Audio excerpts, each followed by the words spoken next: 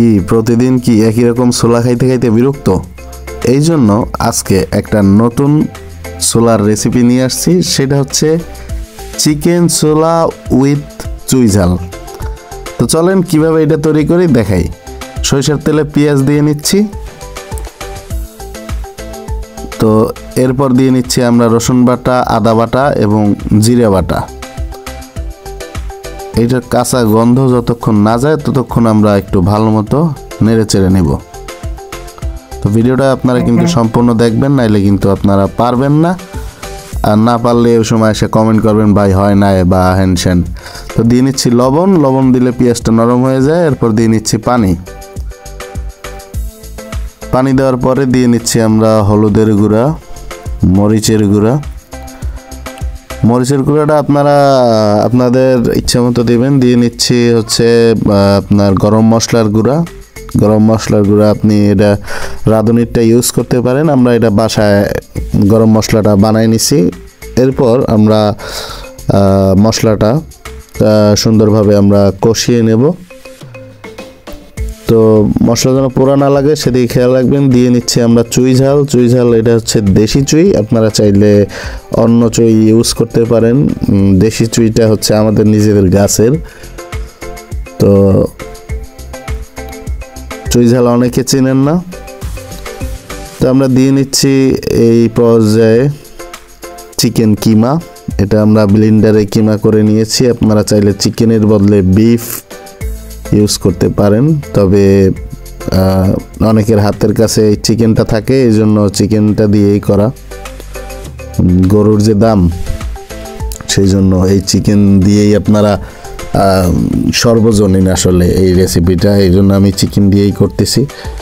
তো এখানে খুবই সামান্য পরিমাণ চিকেন আমরা কিন্তু কিমা করে নিয়েছি এবং মশলার সাথে আমরা খুব ভালো মতো মিশিয়ে নিচ্ছি। দিয়ে নিচ্ছি ম্যাশ করে নেওয়া আলু, মানে ভর্তা আলু, ঠিক আছে।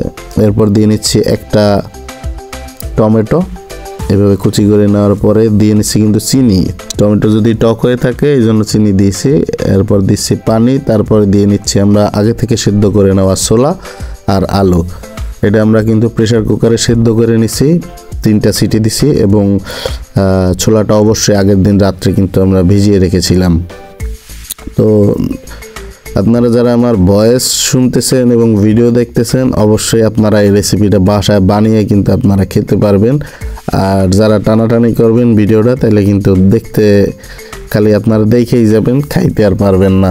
তো অবশ্যই কিন্তু আপনারা ভিডিওটা সম্পূর্ণ ফলো করবেন এবং দেখেন কতটা সুস্বাদু হয়েছে। এবং দেখতে পাচ্ছেন আমরা এই পর্যায়ে একটু পানি দিয়ে নিচ্ছি, আপনারা চাইলে একটু গরম পানি দিতে পারেন এই মুহূর্তে, কিন্তু আমরা ঠান্ডা পানি দিছি যেহেতু হাতে অত একটা সময় নেই এবং অত কাহিনী করার টাইম নেই, এই জন্য ঠান্ডা পানি দিছি। দিয়ে নিচ্ছি কাঁচামরিচ, এটা আপনাদের ইচ্ছা মতো দিতে পারেন, আরও কিছু দিতে পারেন যদি ঝাল লাভার হন। আমি ঝাল লাভার, কিন্তু আসলে সবাই খাবে, তো এই জন্য এই কয়টা মরিচ দিয়ে তারপরে কাজ চালাইতেছি। তো আমাদের কিন্তু অলমোস্ট সব কিছুই দেওয়া প্রায় শেষ। আপনারা যারা ভিডিওটা কন্টিনিউ করতেছেন অবশ্যই পারবেন। দিয়ে নিচ্ছি আমরা কিন্তু গরম মশলার গুঁড়া আবারও। আমরা কিন্তু এখানে আস্তা কোনো গরম মশলা ইউজ করি না, কারণ এই এলাচগুলো আমার মার গালে পড়ে যায়, এই জন্য আমি আসলে এলাচ ইউজ করি না আর কি, ভয়ে।